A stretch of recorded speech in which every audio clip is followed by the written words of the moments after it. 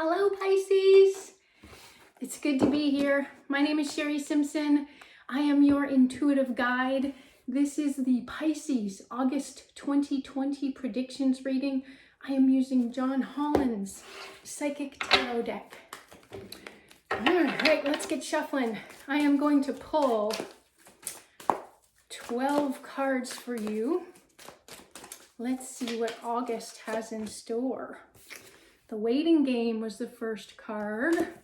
That is a spiritual card. It tells me you are manifesting something. There's a tree and a tree root system in this, which is how I know it's about creating something. It's also a 2 card. 2s can be about relationships. The next card is accelerated motion. I bet you want that waiting game to speed up. That's cute. Keep going here. We had a card go flying. Oh, the harmony card. A beautiful, beautiful card. I will go through those in a minute. No and yes. Recognition and reward. So that's a very interesting first week. We have the transformation card. That seems fitting. And the triumphant success card. This is a mental card in Holland's deck. Let's see what else we got going on here for you. Another mental card, deception and envy. I'll talk about those in a minute. So you got a 1 and a 7 side by side there. Pisces, what does Pisces need to know for the month of August 2020?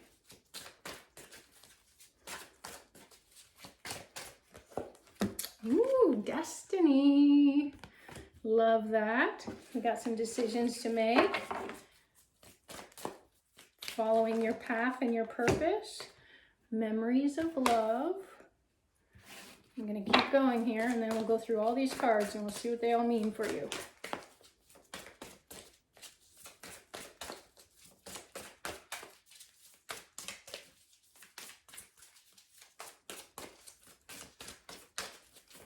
What does Pisces need to know? That one. Conflict and defeat. There's definitely some mental patterns you're going to need to shift this month.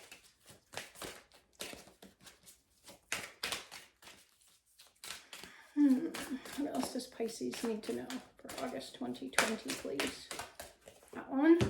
Choose wisely. Definitely got some heart-based decisions to make. Ooh, the light. Excellent. That's a beautiful card. One more row here. Partnerships and alliances. All right, let's see.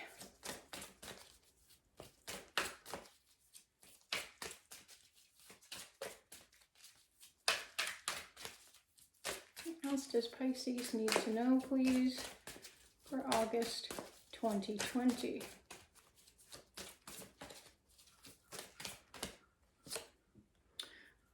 Got it. Love that. Spiritual strength.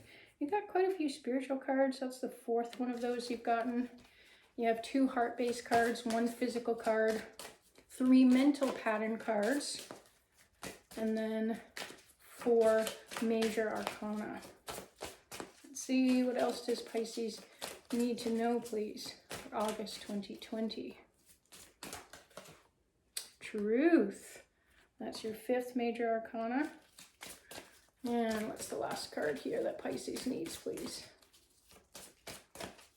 Let's go through these.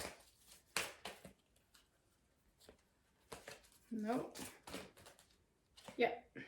Ooh, that looks like a really good end to your month. All right, let's go through each week. You had the waiting game. I'm guessing in the month of, what are we in right now? July. It feels like maybe some of you have actually been waiting since June. You've been waiting for something. So potentially you've planted some seeds and you're trying to manifest something and it still feels like it's in progress and it hasn't actually realized.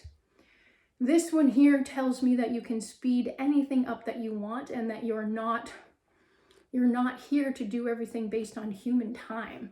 So allow yourself to accelerate the motion. How do you do that? You can accelerate the motion by getting more into the feeling of the outcome, by journaling things down, by journaling a gratitude list. I like to use a celebration list because the word gratitude doesn't really resonate that much with me. Sometimes I will make an appreciation list. When you do that, you are in the energy of celebration and appreciation, and that can really shift your energy to bring things to you more quickly. The next card you had is the Harmony card. Love this. So some of you are already in harmonious relationships and it's just going to feel like you're expanding those. Some of you are doing a little happy dance because you're so excited that your life partner is coming in this month, and you know that you've been waiting and preparing and upping your energy to do this. So I love that. There's also a smaller group of you who really need to harmonize yourself, so your own masculine and feminine aspects. You also need to make sure that you are treating yourself and all of your aspects with love. Recognition and reward, love this. This could be for some of you that you're actually being recognized by other people.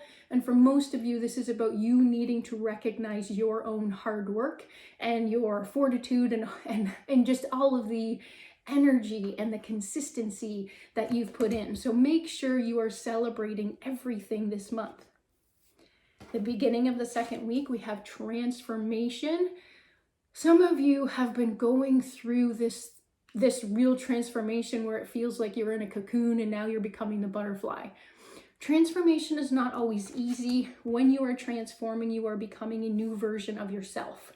What that means is that you can have a lot of mental patterns that sometimes feel like they get the best of you. So this is triumphant success. It means that you're going to be successful over those patterns. And the next card is deception and envy. For a lot of you, this is actually you deceiving yourselves, so you seeing something as true, whereas if you were to tap into your higher aspect would be like, no, that's not true. So the deception and envy is actually with yourself and yourself. But for some of you, this is feeling like you're being deceived, some of you by work, some of you by loved ones, and some of you by friends. And it's almost as though you feel like someone has pulled the wool over your eyes and you weren't seeing the truth. Definitely you're going to be reviewing some of your own truths this month. And I know that because when I see the Destiny card, I know that you are moving into purpose, you are moving into passion, you are moving into self-love. You see this woman in the center and there are 6 of her around her. It's as though you have many different destinies. You could choose different paths, but you are deciding on the most prominent path, the path that feels the best, the path that feels as heart-centered as you can get. So essentially you are definitely shifting. So at the beginning of the week, we had transformation, and at the end of the week, in the second week, we have destiny. Amazing. Memories of love. When you are transforming and when you are getting into alignment with your destiny and acting on purpose, a lot of times you can get help from the spiritual world. So this can be loved ones passed over.